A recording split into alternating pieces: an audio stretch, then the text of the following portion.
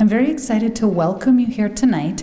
The League of Women Voters is co-sponsoring with the City of Northfield and the Northfield High School this event to teach all of us a little bit more about the census.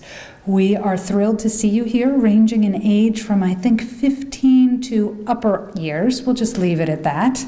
And it's very exciting because this year, as the board, my name's Adrienne Falcón, and I'm the president of the League of Women Voters board here in Northfield and Cannon Falls.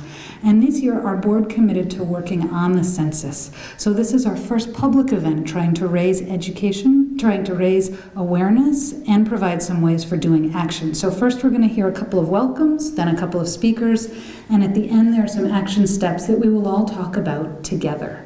So, the League has decided that we want to ensure a fair and accurate count, which is in line with our mission of democracy and working to ensure people access to voting and to general democratic practices.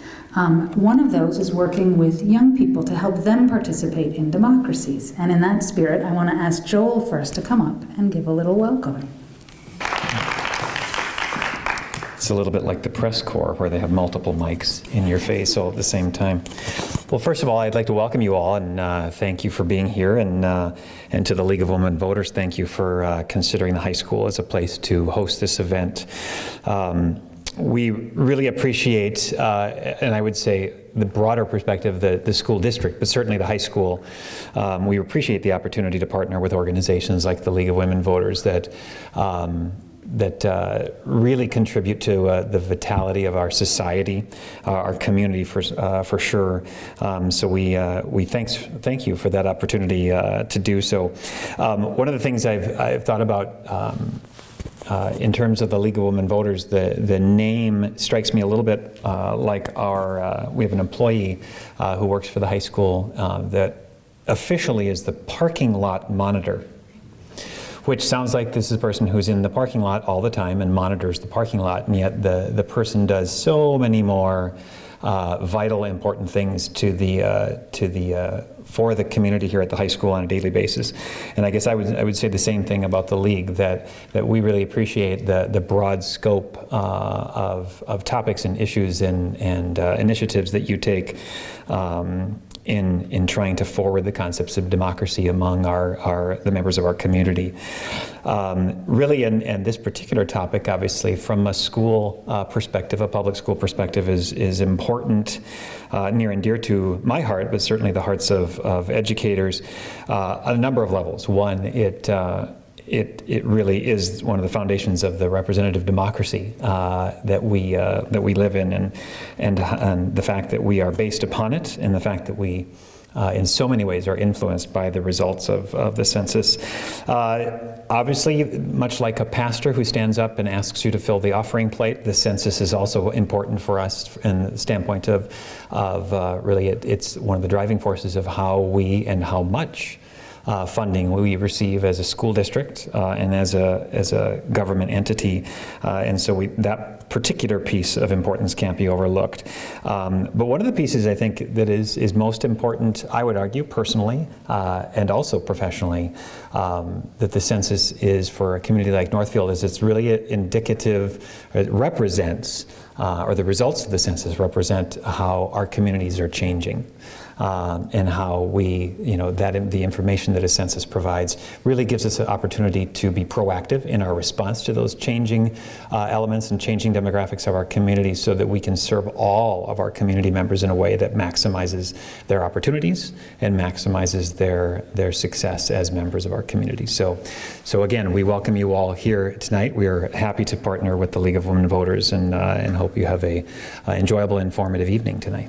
It's a pleasure to be with you this evening. My name is Rhonda Pownell. I'm the mayor of Northfield, and I just really wanted to extend a thank you to the League of Women Voters for your leadership in our community and your commitment to nonpartisan political education on important policy level issues for our communities.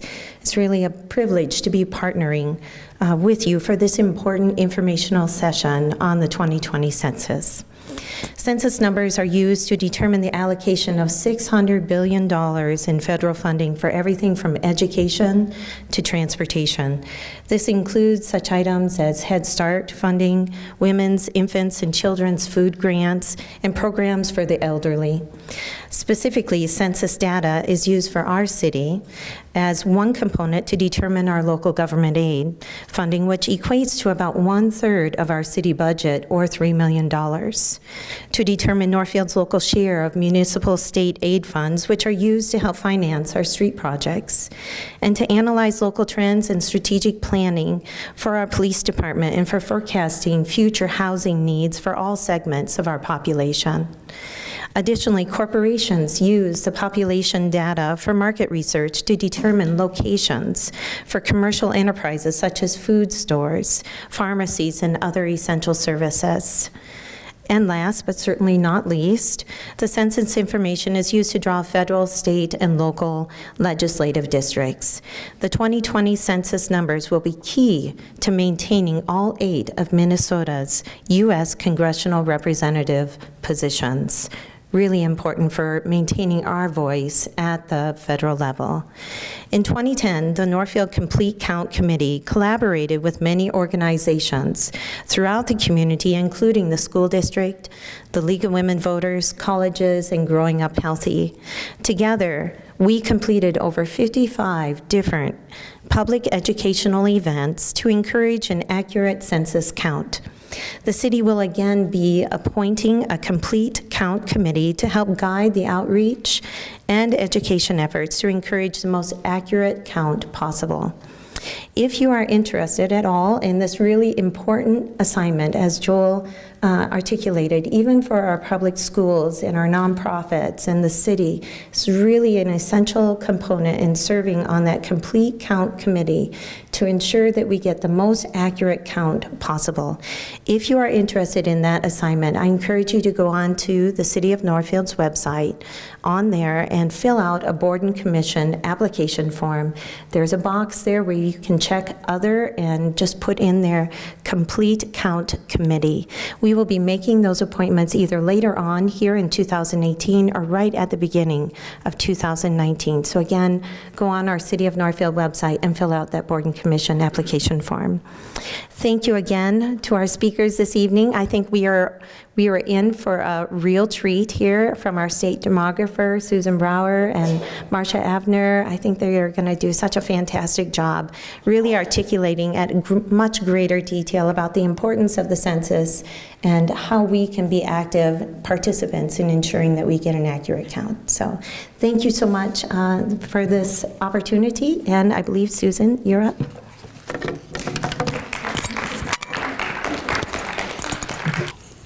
Hi, everyone.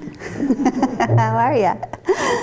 I am so glad to be here tonight. Thank you for having me. I'm going to give you the Census 101 as quickly as we can do it so we can get to the good stuff, but I want to make sure that we are all on the same page and have kind of the same background information about what the census is, why it's important, and why we should put any kind of energy toward it, which we should. Let's see. The census is something that is in our country's constitution. It's above the fold. It's Article 2. It tells us in the Constitution that we have to take a census every 10 years, ending with the year 0, because it's how we figure out how to operationalize our democracy. People don't think about it that way, but it's really the truth that we don't know how to make representative districts if we don't know where people are living.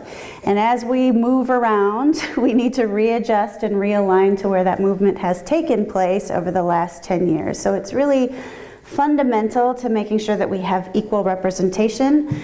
And so that's why it's in the Constitution. Sometimes when people think about the census, they get all cranky because they don't want to answer questions like personal questions like how many bathrooms are in their house or whether they have indoor plumbing, things like that.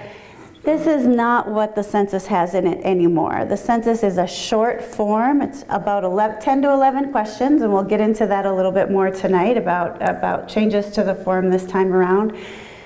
But for the most part, what it's collecting is very basic demographic information: age, sex, race, talking about whether you own your home or you rent your home. It's really just very, very basic, 10 to 11 questions, and that's all that's in the census. It's not that big long list of your occupation or your income or what your house looks like. That is no longer part of the census. So now that we're all on the same page with that, it's something that happens every 10 years on April 1st. We're talking about it now because there's some work to be done to make sure that we're ready for it when it comes. I want to talk a little bit about why it's important. First of all, I mentioned equal representation, our political representation. I'll draw that out a little bit more. And then talk a little bit about how we distribute public resources on the basis of the census count. Finally, how we use the data to make smart decisions. The first thing that people think of many times when they think about the census is congressional apportionment. So how many representatives does my state get? And indeed, that's one of the first purposes that we get. The first, when the data are released in 2020, in December of 2020, that's the first time we know how many representatives we will have for the next 10 years. And in Minnesota, in the past, for many decades now, we have had 8 congressional districts, 8 representatives in the U.S. House of Representatives. You can see the states here that are in gray are the states that maintain the same number between 2000 and 2010. The states that are shown in blue are those that picked up a seat because there was a lot of population growth during that time in those states. And the states that lost a seat is that kind of orangish brown color. They tend to be in the Midwest because their populations in those states are not growing as fast as they are in Texas, for example, or Florida, or some of the southwestern states. So this was what happened between 2000 and 2010. And again, looking forward, we kind of know what the population growth has looked like since the last census. We have estimates on that. And it's going to look similar. It's going to be, when there are losses, they're going to be in the Midwest, and when there are gains, they're going to be in those fast-growing states. That's just how reapportionment works. For Minnesota, we were just barely, just held on to our congressional seat, our 8th seat. And this time around, we're still in that same position, that it's going to be really tough to hang on to that 8th congressional seat, but it is not going to be impossible. It's certainly well within reach for us, and I'll show you why I think that is. There are a couple of estimates that have come out recently out of education data services, election data services, and they just look at how the states have been growing. They estimate that Minnesota may lose a seat somewhere between 10,000 and 30,000 people, according to the last estimates. Now that maybe sounds like a lot of people if we were going to put them all in this room here, but for a count for a state of 5.5 million people, that is not a lot of people. That's a very thin margin. And in fact, when we get new numbers each year, those numbers change. They typically stay somewhere between 30,000. Sometimes it's been that we've held on to a seat. We expect that that's not a precise estimate of what we need to reach. It's just giving us a ballpark number. And 30,000, 10,000 additional extra people to count is not a big number. It's a very small number. Last time, after the 2010 census, for example, they went back and looked to figure out how many people they thought we missed. And in fact, Minnesota had a net overcount. What? How is it possible? Well, we have so many people who are civically engaged here in the state, who want to do the right thing, who trust government, that the form comes to them and they go, oh, the census form, I will fill it out. That's just what Minnesotans do.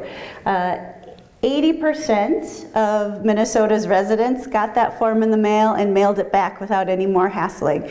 20%, we'll talk about those in a bit, but it's really good. It was second only to Wisconsin. So we really do a very good job of counting people.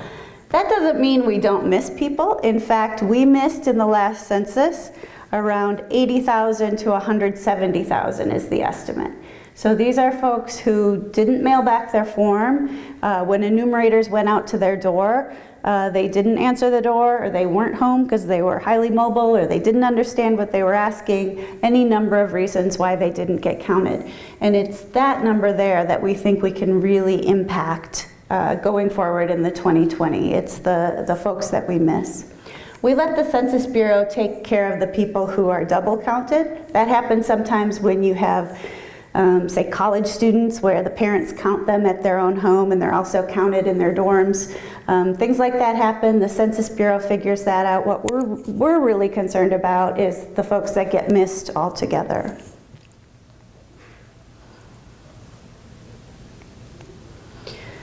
So what happens if we lose a congressional seat? Why do we care about that? I didn't know that people cared about it as much until I started doing this job. They really care about it. One of the reasons why I've come to understand is that it really will dilute our political power here in the state if we go from 8 seats to 7 seats.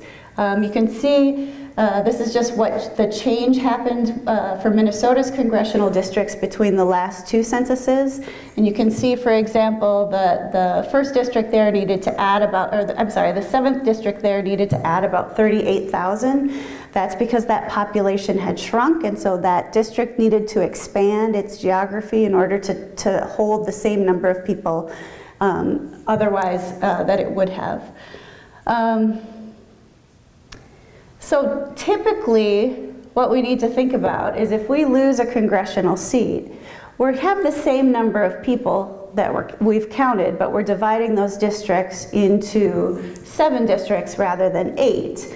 And the difference between having 7 or 8 congressional districts is something like 100,000 additional people that will be added to each district. So it dilutes your political power by about 100,000 in each district if we were to lose that. Another reason people care about the count in relation to the congressional districts is, again, particularly for greater Minnesota, some of these districts are huge. They're enormous, and they want them to be as small as possible and to have communities within these districts that share as many of the characteristics as possible, so they're easier to represent, so it makes much more sense to have one person representing them. And so if we don't count everyone, particularly in greater Minnesota, where we have seen declines in population over the last 7 to 8 years that have continued since the last census, then we risk having those districts even larger than they otherwise would be if we had a complete count. So there's good reasons, particularly in greater Minnesota, to make sure that that count is accurate and fair, just to make sure that we have good political representation.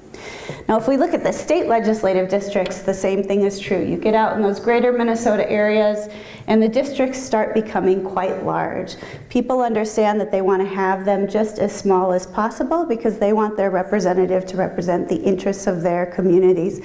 And the bigger geographic spread you get, the more difficult it is, not only just to represent different viewpoints, but just to travel it, just to get to those meetings and hear your constituents. So keeping it as small as possible is the game, and the best way to do that is to make sure that we have that complete count. As Mayor Pownell mentioned earlier, money is another reason why we pay attention to the census count. So there's about $8 billion in federal funds that are distributed to Minnesota each year on the basis of the census count. I think you have flyers. It says George Washington University. This number comes from that study, and it tells you which programs there distribute money on the basis of a census count. So if you don't care about the census per se, I know how is it possible, but if you do not, maybe you care about SNAP, or maybe you care about WIC, or maybe you care about funding for special education, or the school lunch program, or highway and transportation planning, all kinds of programs across the board, across different agencies, across different domains of life, use funding based on a census count to make sure that we get our fair share of public resources. That's true at the federal level, where, if you break that number down to a per person number, it's about $1,500 per person that Minnesota receives from the federal government each year, or $15,000 over the course of the decade, based on a decennial census count.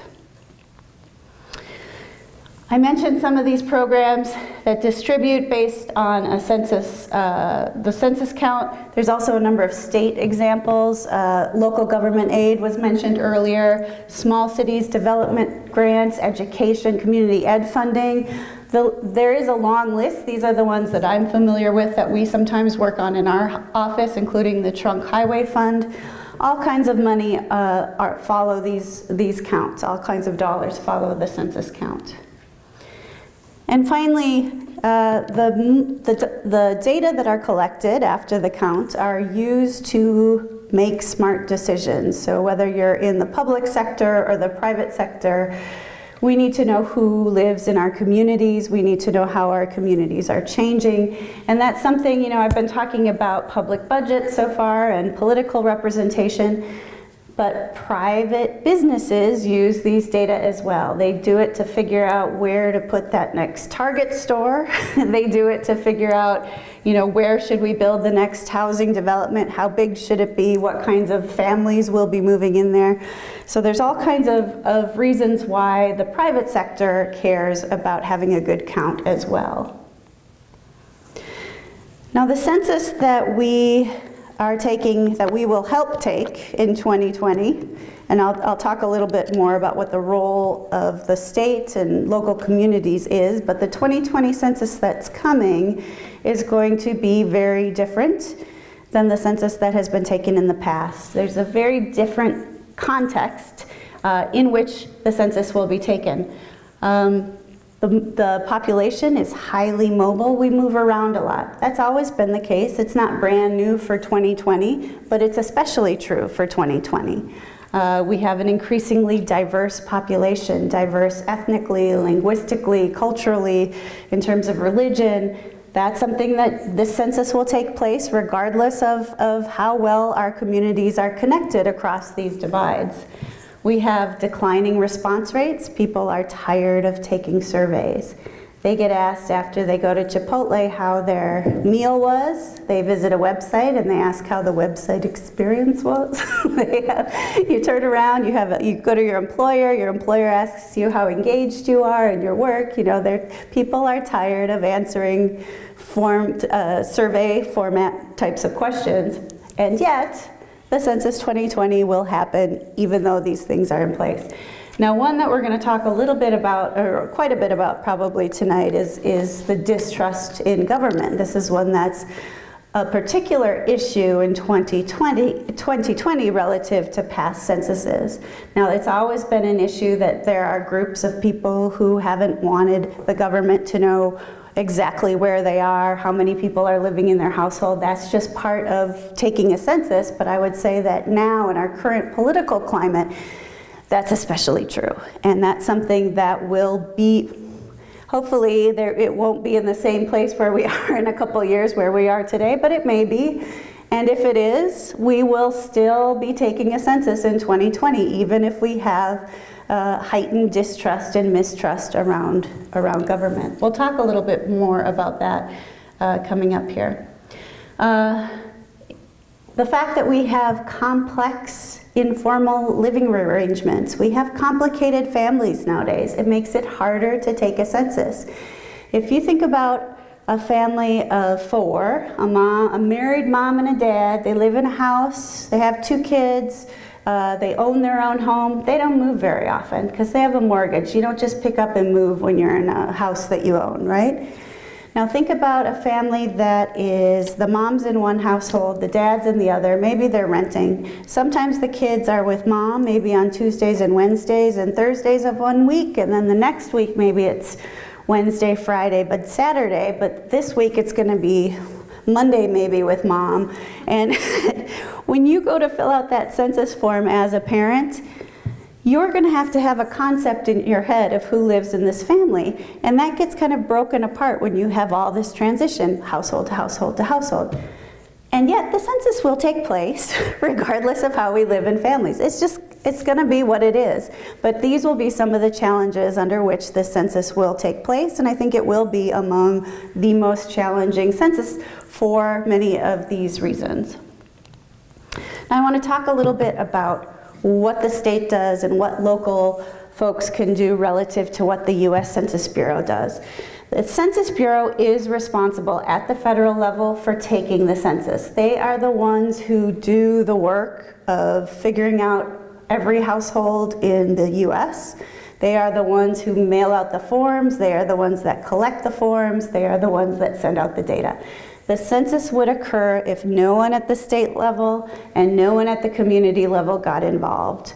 But it would be a pretty stinky census if nobody got involved, because we come in and help leverage the networks that we have to make sure that people are ready for it, to make sure that they know it's a safe thing to do, that the data are going to be kept confidential, to make sure that they know it's good for their communities. And so we really come in this second, motivating people to respond. That's really where communities can come in and be effective in helping to make sure that we have a complete and accurate count. And that's really where the work of the state will come in as well, is making sure that people are aware and making sure that people's questions are answered and that they feel safe and understand that it's a good and useful thing to do, is to take a few moments to fill out a census form.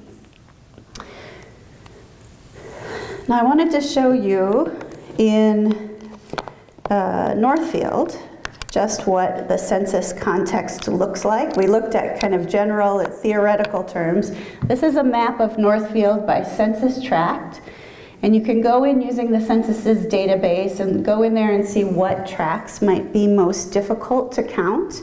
And you can see a score of 21%. That means that the Census Bureau expects that about 21% in those census districts will not return their form on the first try.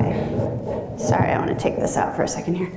So, you know, if I were working on Northfield and coming up with a plan for how to focus and how to think about how do we respond to Northfield, how do we organize around Northfield, I might think, okay, maybe in the east there, I might think about that one second, as there is maybe a better response there. You all probably know the communities that live in these different areas. When you look here, there are data that can help you dig in a little bit more and get a better sense of the diversity within each of these communities. But there are tools available to help you start thinking about, where do I need to put scarce resources and the time that we have? Where do we need to focus our efforts? And this is just one of those tools. Now, before I turn it over to Marcia, I just want to speak a little bit about what we know about security and confidentiality in the census, because there is something to know, and I know it's a topic that we'll talk about more today. But what I want you to know now is that there are really strong laws that protect data that are collected by the Census Bureau. There's Title 13 of the Federal Code that specifically protects information collected by the Census Bureau. Data go in, but they don't come out unless they are in aggregate form, meaning unless they're for a community, unless they're for a neighborhood, unless they're for a county or a state, you cannot go in and get individual information about anyone for 72 years after a census is taken. Why do you think it's 72 years? That's a weird number, right? Lifespan. It was the lifespan. It was the life expectancy of people at the time that the law was written. Now we outlive that a little bit, thankfully. But at the time, 72 years. So you need to know that there are specific laws that protect information. The IRS, the FBI, welfare, immigration, nobody can get at the data that are in the Census Bureau. That's something that's protected by law. Secondly, there's all kinds of Census Bureau employees' practices and policies that protect the use of data, how they handle data that are collected by the Census Bureau, and that is a strong culture within the Bureau as well, and they have all kinds of practices. For example, a $250,000 fine and 5-year jail term for anyone who breaches that confidentiality. So they also work very hard to make sure that the technology that they use protects individuals. If you spend any time around the Census Bureau, you will see that that is the case, that there is all kinds of work and effort that goes into protecting data and information. It's one of the top things that they're thinking about at the Bureau. They understand how important it is. This doesn't mean that that's going to convince people. I get that. Some people will see this and say, okay, I'd rather not fill it out anyway. I get that too. But I want you all to know, because I want you to know that the data really are safe that are going in, that these protections are in place. And so when we talk about probably what we'll talk about is some of the fear and distrust that people have, that we should know this as a backdrop, that indeed there is those safety protections there. And so with that, I would like to turn it over now to Marcia. How many of you have ever filled out a census form? Yay. Anybody here who's filled out the American Community Survey form, which is something that we distribute that's more complex? It's more like the long form that some of you may remember. That now is distributed to a certain number of households annually. But as Susan pointed out, the census that you will see for 2020 will be a very short form, and I think that's reassuring to a lot of people. Before I begin, I wanted to comment about how fortunate we are to have Susan as our state demographer. You've just had a chance to get her overview and her focus on Northfield and what's needed here.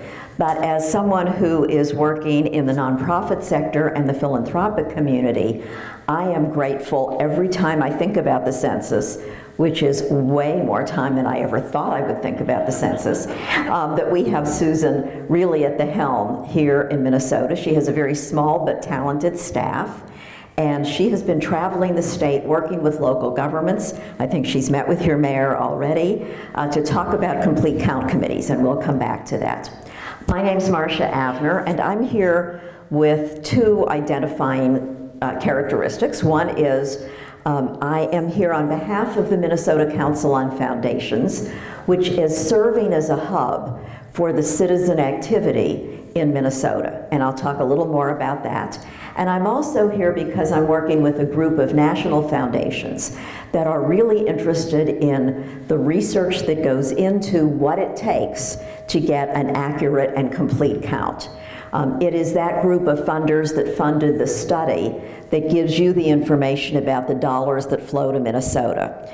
It is that group that is working really aggressively across the country on the issue of how we address the challenges that the census faces. So I'm thrilled that we have Susan here as our state demographer, and that she has been as available and accessible to all of us who are partners in this work. And I'm thrilled that you're here. Where would we be without the League? I mentioned to a couple of people who were at dinner that the first thing I did when I moved to Minnesota a long time ago, I'm really old, was to join the League of Women Voters.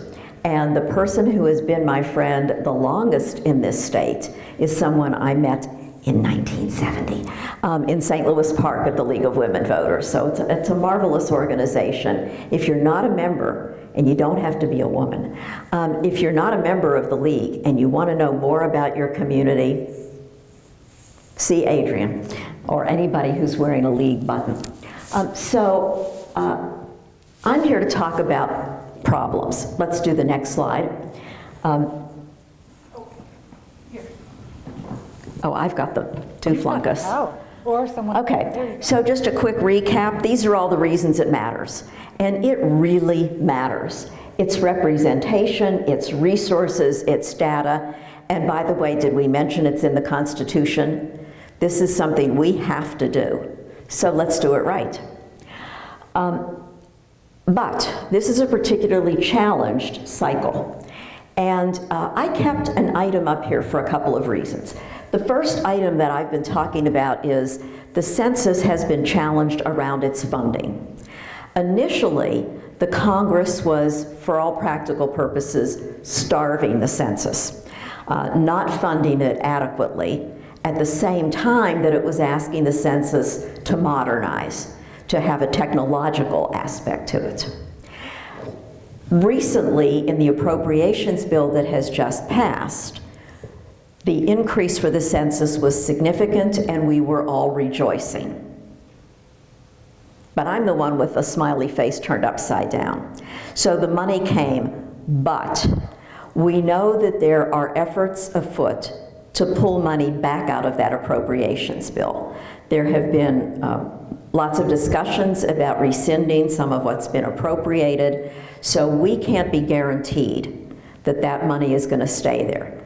And at the state level, we want to be sure that we have the resources that we need in Minnesota to be sure that the census is as robust and energetic and as much fun. Really, the census is fun. Those of you who like organizing and getting people engaged, the census is an exciting way to do that. It's a nonpartisan, everybody counts, everybody gets engaged kind of a thing. But if we don't have some resources above and beyond the usual funding for the demographer's office, then we're not going to have the most robust support that we need.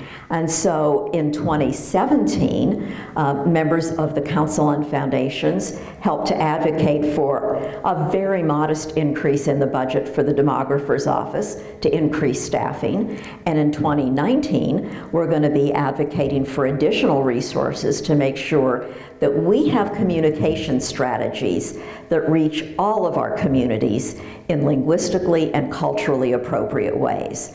So money matters. Anybody here want to disagree? Raise your hand if you believe that money matters. It isn't the answer to everything, but if we don't have enough, we're going to be pinched. Now, there's another aspect of this that is exciting and concerning. This is the first time that we will have a technology-based census. The Census Bureau is still working out some of the specifics about how this will roll out. But many of us will get a notice that says, respond to the census, here's the website, go here, fill out the form. How many people here will be able to do that? Many of us in this room have stable addresses, so we'll get that notice. And many of us have pretty reasonable access to the internet. But we know that's not true for everybody. And the Census Bureau knows that's not true for everybody. So while many people who are assumed based on where they live to have good internet access get that notice, everyone will have access to the printed form. And in areas of the state where limited access is a problem, everyone will get that hard copy. That's still kind of a mishmash of how that's going to work. And when we have new technologies, we begin to imagine how valuable they are and what could go wrong, go wrong, go wrong. Because this is a relatively untested technology. Go back to my first point. By giving the budget for the Census Bureau short shrift in the early years, 2017, 2016, even into the beginnings of 2018, the Census Bureau was forced to cancel some of the testing that it planned to do. There were to be 3 tests in 2017. There were to be 3 tests in 2018, and 2018 is the dress rehearsal. It's the go live test. Well, of the 3 go live tests, 2 had to be canceled. So we've really only had 1 dress rehearsal for the census in Providence, Rhode Island. It's good that we have that one, but I'm not convinced that Providence, Rhode Island looks like Northfield or Minneapolis or Wilmer or Park Rapids or Worthington or the Iron Range. So we are a little concerned, those of us who are advocates for the census, that that technology be well tested, even though the dress rehearsals were cut down to one. We want to see really good testing of the technology, and we want it to be something with good backup and good assurances so that it's nimble. And anytime we try a new technology, we want to be sure that the systems are adequate. Imagine how many people in the United States will respond to the census on Census Day. Anybody know which day is Census Day? We've been talking about Census 2020, but what's the date of Census Day? April 1. April 1. I'm really sorry that it's the same as April Fool's Day, and I wish it weren't. That's just the way it is. I think the census predated April Fool's Day, and so it's April 1st. But imagine if a quarter of the people in the country decide to log on April 1st, 2020. We just have to be sure the system's ready. And so there's a little bit of concern about that new internet-based technology. How many people will use it? How many people will use it at the same time? We feel fairly certain that it is well protected, so we're not particularly worried about hacking.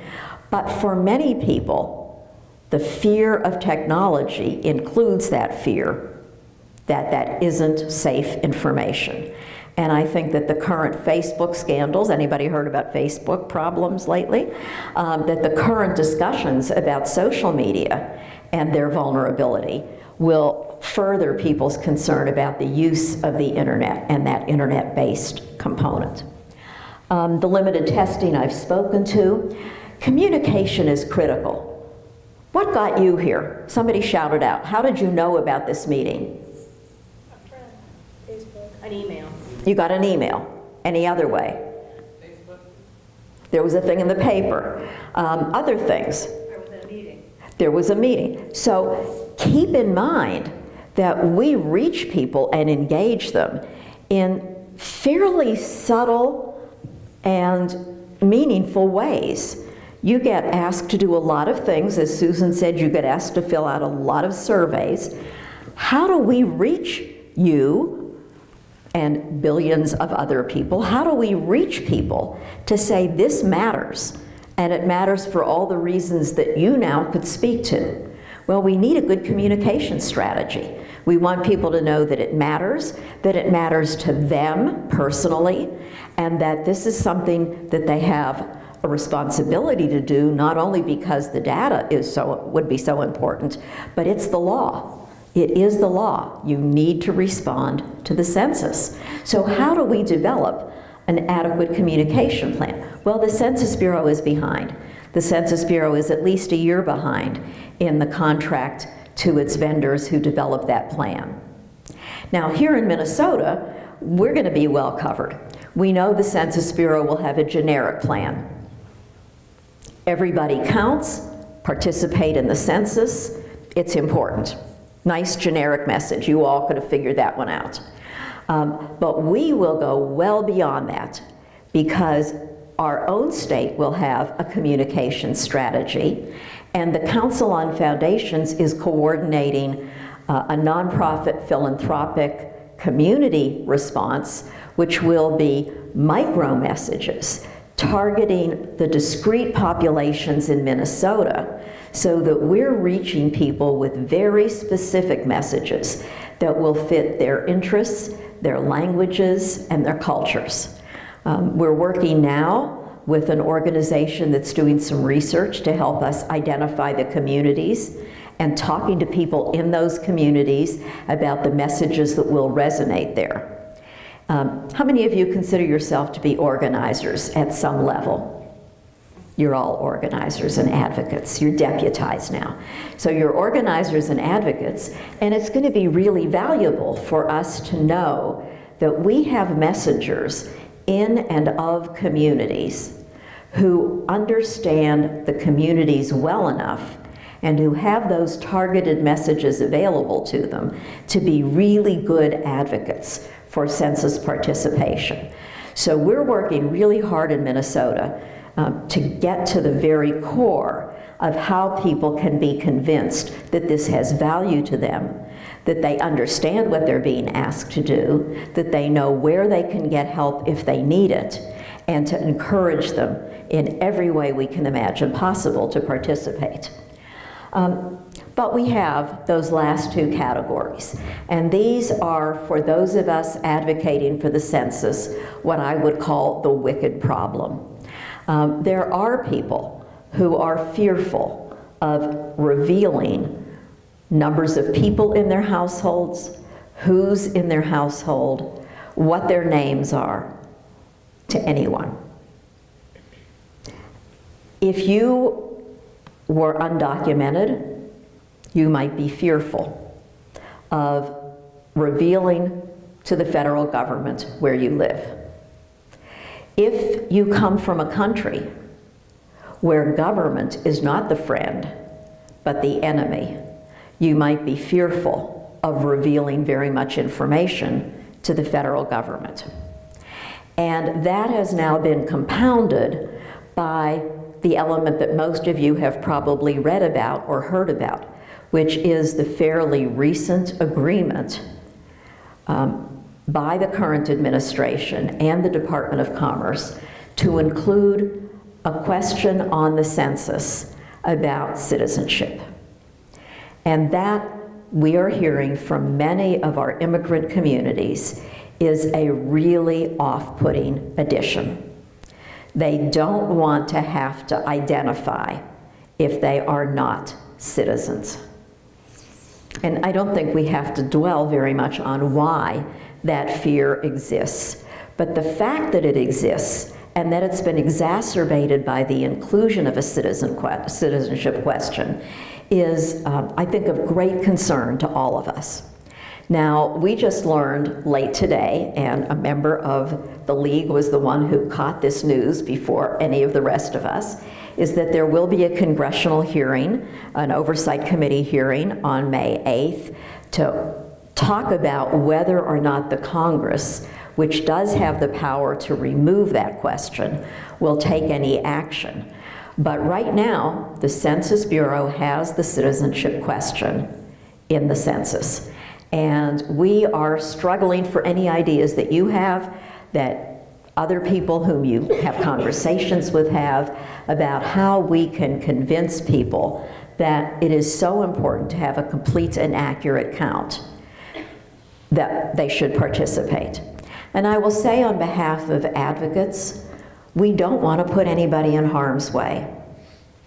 That's just a flat-out truth. Across the country, we have conversations about how to handle this situation, and we don't want to put anybody in harm's way. At the same time, we see the importance of that accuracy and completeness of the count. So when we get to the Q&A, help us think about how to wrestle with that question. Keep forgetting that I have the control here. So what are the things that we can do? And we'll jump into a discussion of this now. One of the things that you can do, everybody here is connected to other people. I'm going to get a t-shirt made, and I've told my students this for years. It's just going to say, we are our networks. We have people that we talk to, whether they're in our family or in our faith organizations or in the various associations that we're a part of, but we have many, many opportunities in the course of our days to talk to people about this. The census is coming. The census is coming. It's important to participate. So we really are working to engage organizations and individuals who are ready now, almost 2 years out, to say this is a 2-year campaign, April 2018 to April 2020. We need everyone in Minnesota to understand what the census is and why it matters. And so the Council on Foundations has formed the Minnesota Census Mobilization Partnership. You have a handout about that, and we are urging all of you to sign up. I've got some sign-up forms after the meeting to, at a minimum, get the information from the partnership and an invitation to participate. We have information to share, we have templates for action that we will share, and we will assemble people from time to time to hear speakers, Susan and some of our national leaders, working to address the need to get the word out and to do some organizing around the census. So we'd love to have you participate, and the complete count committees are a really important way at the municipal level, sometimes at the county level, for people to join together. And you know, complete count committees aren't just government. In 2010, we had nonprofit complete count committees, and their motto was, nonprofits count. And nonprofits then were mobilized to reach out in their networks, to reach out to the constituencies that they serve, to spread the word about the census and to encourage people to understand it and fill it out. So there are lots of ways for action, and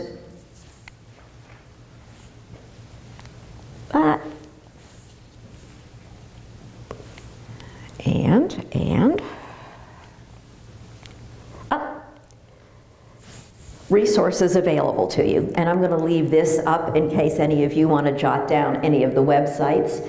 The Demography Center, the Council on Foundations, nationally the Census Project, which is a nonprofit effort, and then the Census Bureau itself. And these 4 resources have a lot of information for you, as does your League of Women Voters, which has made this a priority in Northfield and with pressure from Northfield at the state level. So Susan, I think the next part is Adrian's going to talk a little bit about schools. Now, schools get involved, and Susan and I will be here for some Q&A, and I wanted to start with a question for people in the audience, which is, you know your community better than either of us. Susan has actually lived in Northfield, I haven't.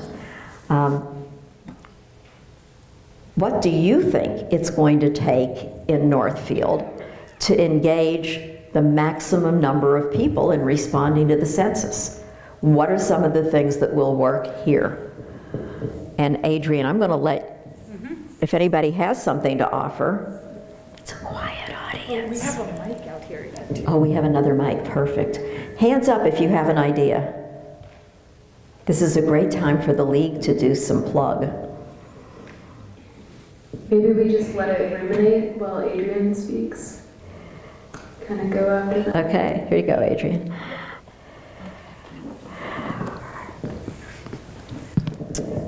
I think there are just a couple of things I want to say. So one is, thanks to one of our lead board members, we have a letter writing campaign. So if you want to take a stand and act on this, you have the chance to do so through the letter writing campaign, and the materials are out there. The other thing that's interesting about this is that just like voting, census taking is a cultural kind of thing.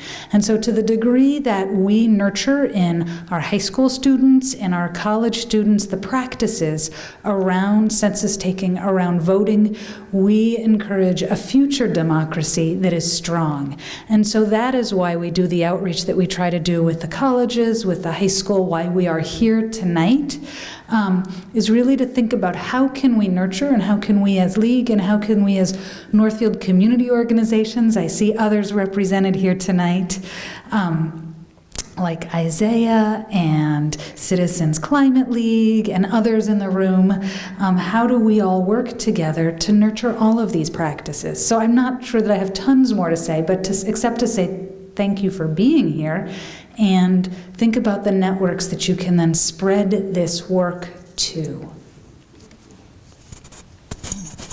So Susan and I will take questions or comments about what you think will work in Northfield, either one. I think we're sharing mics here. So You get to be cozy now. yes. I have a question about the numbers, because all of you mentioned, people tend not to respond whichever way. So really, I think probably this is not just Minnesota issue, it's really, countrywide, every state, has a lower response rate.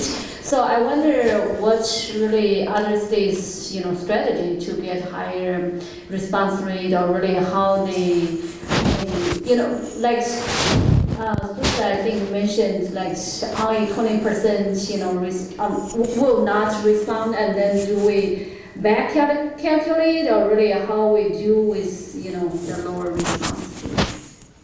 Thank you. Oh.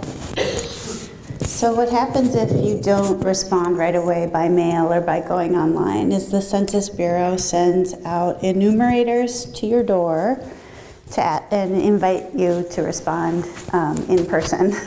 They will do that again and again, up to 6 times.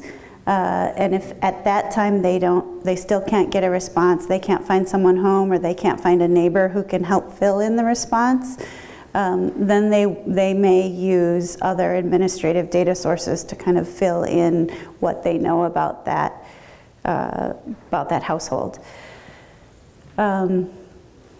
I would say that the strategy in the past has been, and the strategy in 2020 will be, to encourage a good response. It will be to kind of lay the groundwork for people to know that it's coming, to know that it's something that they can trust, that it's a safe thing to do, it's a confidential thing to do. But to not just do that, from someone like me standing in an auditorium and talking in a microphone to do that, but do that through real and authentic and trusting networks that already exist. So people talking to other people who may be afraid to fill out the census form or may not know about it. I think those are when those relationships are activated, that's where they've seen the most success. I'll just add to that some of the national organizations that work with particular communities are really working hard at what the messages are. And in Minnesota, we expect to have some resources to support local organizations or chapters of statewide organizations to really do work in the community with leaders in and of the community who have been trained and who have some limited resources, but some resources available to be the local messengers. The Census Bureau, by the way, is also going to be working to hire people who understand the communities that are most difficult to reach sometimes, and to have people who reflect those communities, who have great knowledge of those communities, so that at the formal level of the Census Bureau, at the grassroots level of nonprofit organizations, we're working with trusted leaders as key messengers. But I think we want all the help we can get in understanding what some of the barriers and concerns are, so that we can be really smart about being honest with people about why it matters and what it means to respond appropriately. Saving money. Did you want to say anything? Oh, right. So it's expensive to send people out again and again and again to a home. And so to the extent that we can encourage people to both respond online and to respond without further prompting, it saves the government money in doing the entire operation. Other questions? I see a bunch.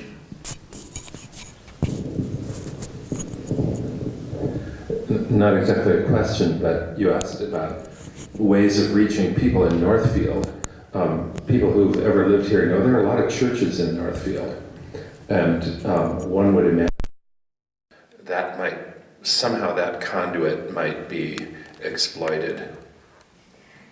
It speaks to that trusted messenger. For one thing, you have a gathering of people who share an affinity and somebody they trust speaking either as an officer in the church or as a member of the clergy. It's really an important strategy. And we will be building over the next 2 years faith-based tables as part of the mobilization partnership, so that we're getting the word out and doing some organizing.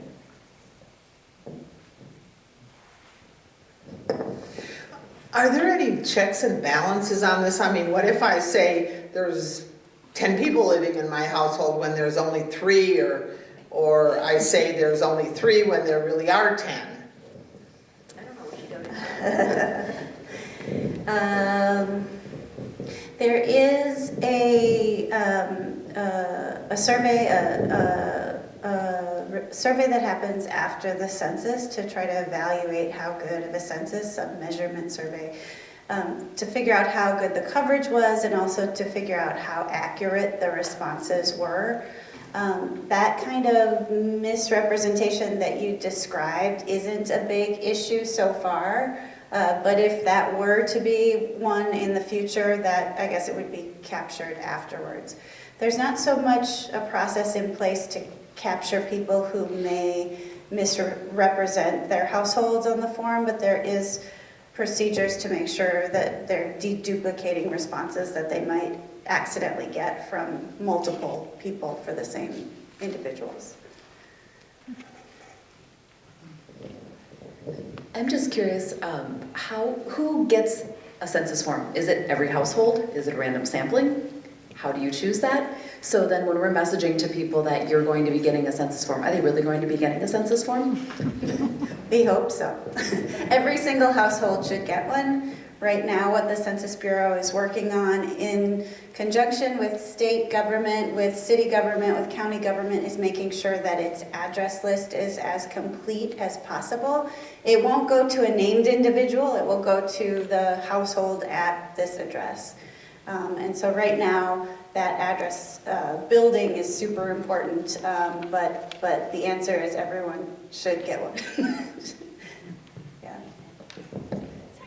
And there are particular populations that the Census Bureau has developed ways to reach, so that where there are people experiencing homelessness, there is a particular way of working with advocates and service providers to identify how to reach those people. And because we're in a 2-campus city right now, campuses have a way of aggregating the numbers of students who live in dormitories. So the Bureau has a lot of expertise about how to make sure, to the extent possible, that they have all living spaces, all dwellings identified, and unique populations identified as well.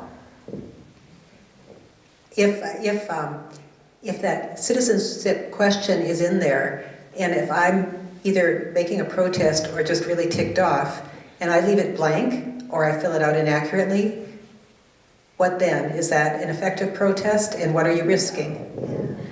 So in the past, there have been only a few questions that are mandatory in order to make the whole questionnaire valid, or your whole response valid, and they include the birth date, which gives you age, race. So there's only just a small subset, it's 2 or 3 questions, a small subset of questions. And so I would expect in 2020 that citizenship will not be one of those questions that would be considered mandatory, but we don't know that for sure yet. It hasn't been in the past, but it hasn't been included for some time. So a quick answer about what's happening in the nonprofit sector.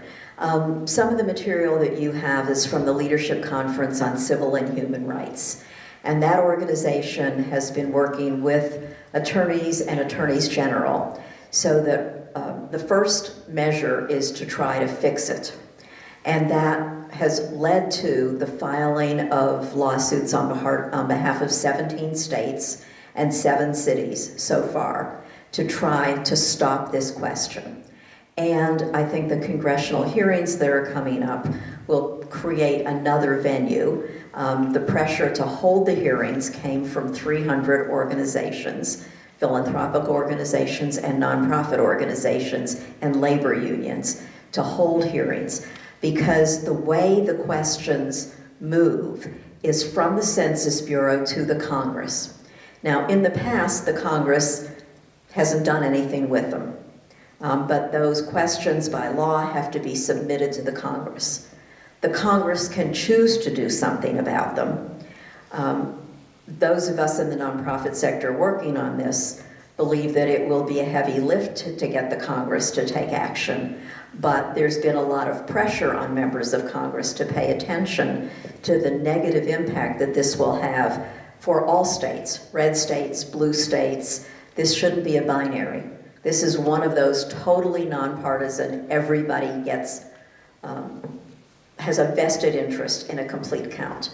So as these questions now have been presented to Congress, and there will be a congressional hearing, and there are lawsuits filed, we're hoping that we may be able to get that question removed. If that doesn't happen, there will be a lot more discussion about what particular groups recommend that their constituencies do about that question, to answer it, not to answer it, and we'll get a better understanding of whether it's considered to be one of those essential questions. This all happened so quickly and recently that we haven't figured out all of the angles, but the pushback is pretty strong right now. There's a question right here, but Yes, just a question in terms of language. Will the census forms be available in other languages? There are a number of languages that will be translated, so from English to, I think it's 12 languages. The languages that will have translations are languages that are the major languages nationwide. So they include languages such as Spanish, Chinese, Japanese is one. There are languages for Minnesota that some are important, such as Spanish, but other of our large language groups don't make that top 12 list. So Hmong and Somali, for example, won't have the translation on the form, but there will be supplemental materials in those languages that help explain what the census is and why it's important.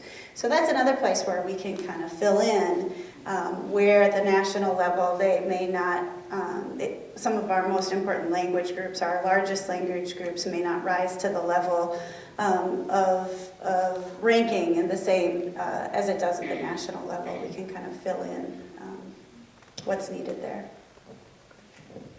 And in the research that the Council on Foundations is working on messaging, we're looking at least 16 language groups that we want to be sure are accounted for. So it's a good and important question. Let's take one more.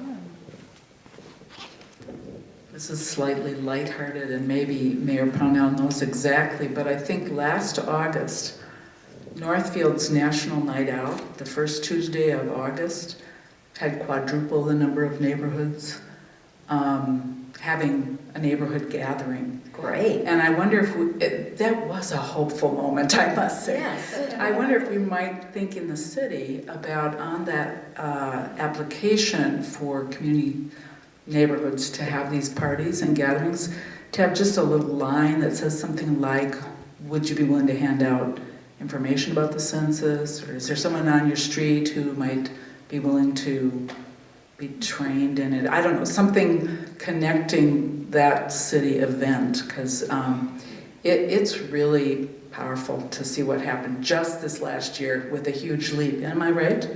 Yeah. It was kind of amazing. And the police are out and the first responders are out, and it's, you know, it's nonpartisan. It's a perfect example of action.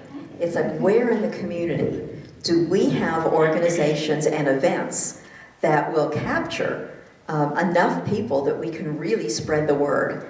And so some of this will be very discreet to what an organization can do to its members and the people it reaches, but these broader events are really important. And I think the mayor has made note of that. I didn't hear a complete commitment, but she's been nodding since you asked, so I think something's going to happen. I think this is really good. Questions, comments? So earlier on, you made the comment that the message is really important, crafting that, and the education part of it. And so I was sitting here looking at this list of all the different programs that are funded. So here's my question.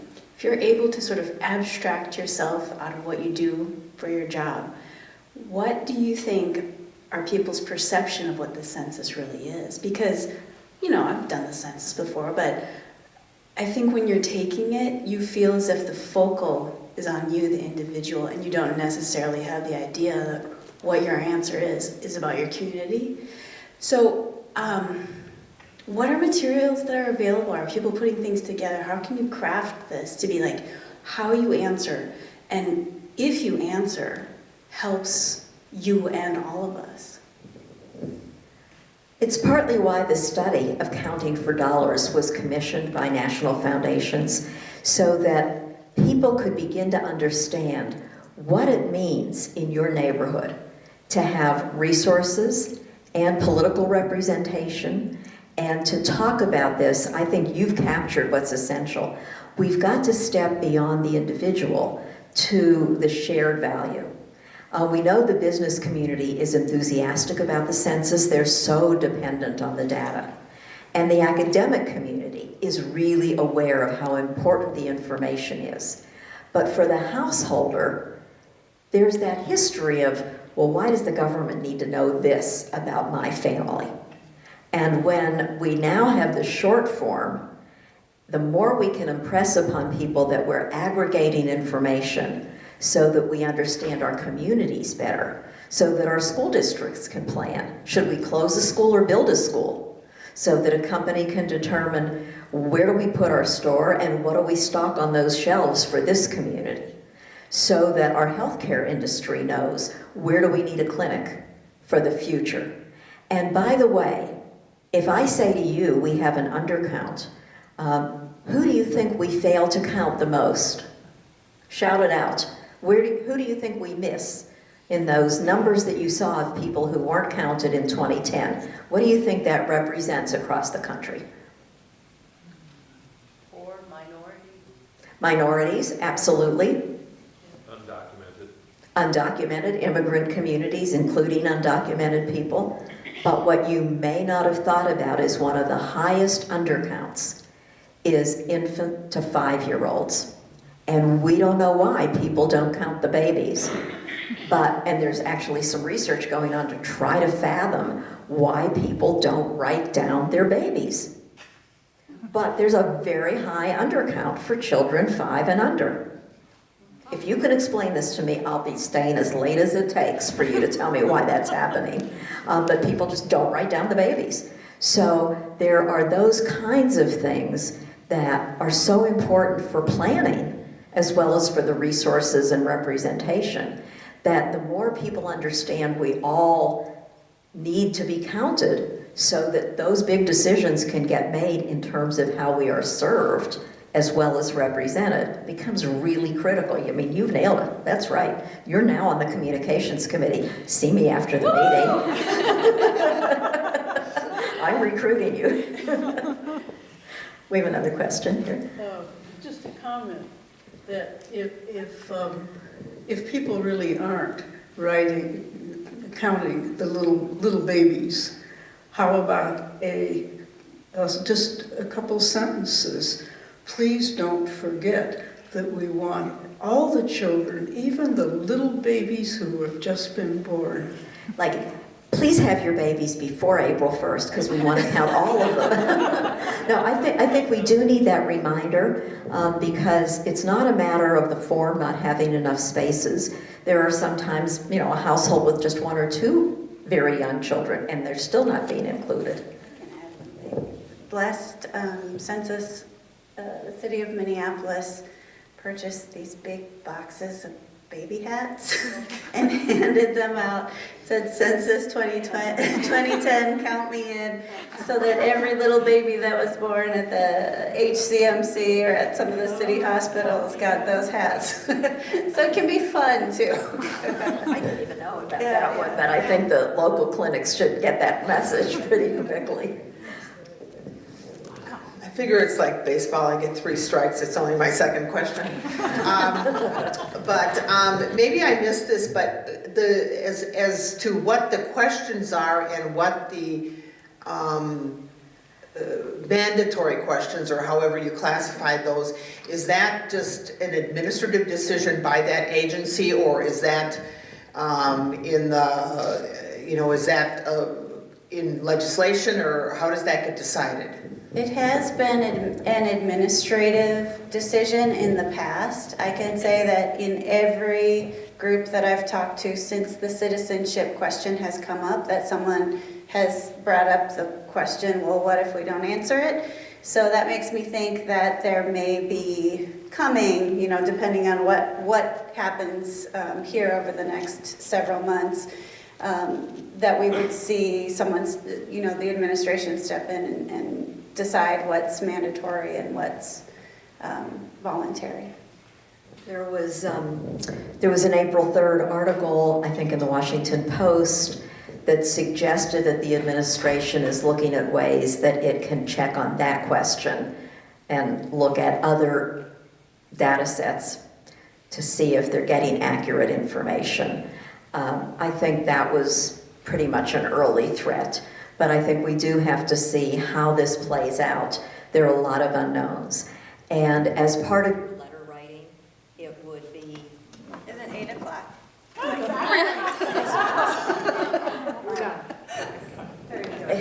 I think the meeting just ended. That as you do letter writing, it would be fully appropriate to write to your 2 senators and your representative at the federal level about the importance of not letting that question get in the way of a count that matters enormously for this congressional district. We had in 2010 a member of Congress, I will not mention her name, but you may guess, who announced publicly that people should not fill out their census forms. And her constituents really piled on, saying, we know that if we don't fill out the census form, we don't get resources, we don't get representation. And she backed away. But it's really important for members of Congress, even if we don't change their vote, so to speak, if we neutralize their aggression around the citizenship question, we've done something important. And so getting them to hear from enough constituents that they are willing to let this one go is pretty important. And so I would urge you to include that in the letter writing campaign, whether you're part of the formal campaign or you go home full of steam tonight and you send an email. That's a good thing to ask. Strongly worded email. Yes, a very strongly worded email, strong letter to follow. Thank you, everyone. So on that note, I just want to say thank you to our 2 speakers, Susan and Marcia. Thank you so much for the knowledge you brought us tonight. We hope to move us to action, to inspire other leagues through your words. We have recorded this and we are hoping to put it live onto our channel and share with leagues across the state. But thank you for coming down. And I will have sign-up sheets for the partnership if you just want to give me a card or sign up. We'll make sure you know of meetings that we're doing as we mobilize nonprofits, faith groups, and others in the community. And you can't know more important people on the census than Susan and Marcia. So we are incredibly lucky to have them here. And I want to say thank you. And I have one last league reminder. Our fiscal year started April 1st. So if you have not yet renewed your membership, tonight is an opportunity to do so. And if you have not yet joined, we welcome you into our fold. Thanks for coming.